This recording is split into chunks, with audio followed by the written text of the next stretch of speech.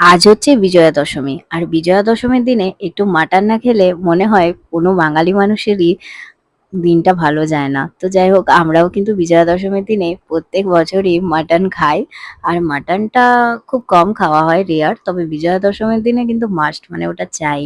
তো তারপর আবার আমরা বিকেলবেলা দিকে একটু বেরিয়েছিলাম। বিকেলবেলা একটু ঘুরে টুরে তারপরে আমরা গিয়েছিলাম একটু ডিনারের জন্য। মানে বলছি না পুজো ৪ দিন পুরো খেয়েই কাটিয়েছি। খুব ভালো খেয়েছি এটাই বলব পুজোতে।